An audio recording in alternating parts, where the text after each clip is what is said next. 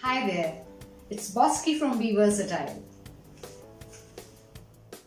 Yesterday I watched a success story by Physics Fun where there were 4 people who were trying to climb stairs and were trying to come on the top. While trying to reach on the top, they all were falling down. So there was a message for all of us that achieving success is not easy. Everybody has to struggle when they are trying to achieve success in life. Those who give up, they can never get success.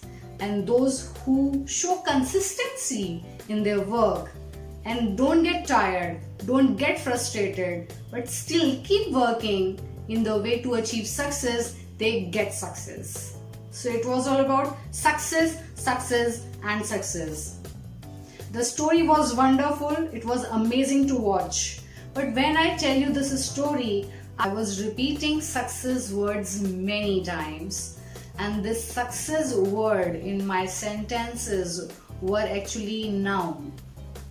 So today I'm going to tell you a lesson where you will learn how not to repeat nouns every time you speak your sentences.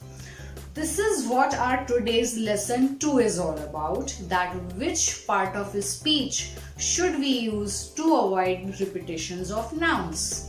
So let's see it.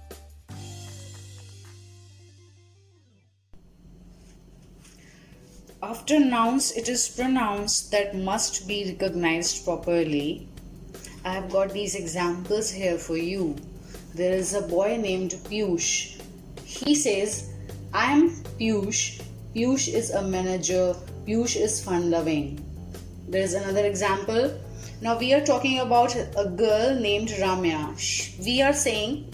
We say, she is Ramya. Ramya is a lawyer. Ramya is very hardworking. Every time you can see or you can notice that we are repeating nouns here in our every sentence. Let's move on to third example. Again here we are talking about Vikas. Vikas is humorous. Vikas has 2 siblings. Vikas is very caring. So you repeat nouns every time. It looks very awkward, sounds very awkward. So this is why we cannot use nouns in our every sentence that we speak. And that is why pronouns are used in place of nouns to avoid repetition of nouns and to make sentences easier to understand. So this is the usage of pronouns. If you are learning English as a second language, you must recognize all types of pronouns to speak English correctly. Let's focus on types of pronouns. Here we have subjective, possessive, reflexive and objective. You can see this black line. We have to consider this black line as a sentence so that you can understand where exactly we put these sort of pronouns. We have subjective pronoun which is used as a subject and we use it in the starting of a sentence. Now here we have possessive pronoun. For I it is my and mine. Possessive pronouns show possession. My, mine, our, ours, yours, theirs. Now you can see I have not put here apostrophe. We don't use it. I have seen many people, they use your and then apostrophe s, which is wrong. So here if you're using it as possessive pronoun, you're not supposed to use apostrophe here. For this side of pronouns, you can see we have got a sentence till here and we can use these sort of pronouns either in the starting of the sentence or in the middle of the sentence. Like this is my pen or my house is big. So you can see or you can understand that yes, we can use this sort of pronouns either in the starting of the sentence or in the center. Let's talk about these side of possessive pronouns. They come either in the starting of a sentence or at the end of the sentence. This is mine. Ours is a large family. That is yours. So this is how you're gonna use it. Let's move on to reflexive. Reflexive pronouns. When we use reflexive pronoun as emphatic pronouns, we use them after subjective pronoun. For example, I myself will do it. You yourself should tell. When we use them as reflexive pronouns, we are gonna use them at the end. For example, the horse hurts itself. You don't help me, I'll do it myself.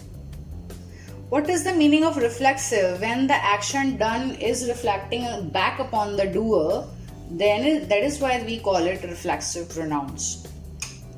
Objective pronouns always come at the end of the sentence and we put apostrophe after them. Other types are demonstrative. They look as article the. This and these, they refer nearby things in space or time. That and those, they refer to things farther away in space or time. I'll also describe it in detail when I'll do articles, and I'll describe you the usage of a, an, and the. Next is indefinite. Indefinite are not specified, they are general. They convey the idea of all, any, none, some, few, each, another, and there are the more words. Reciprocal pronouns express mutual actions. For example, here A person is talking to B and B is talking to A. So we can say that two people are talking to each other or they are talking to each other. When they are more than two, so you can say that another category of reciprocal is referring to more than two people.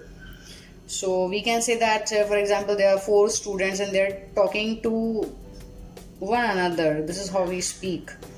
A is talking to B, B is talking to A also, A is talking to D.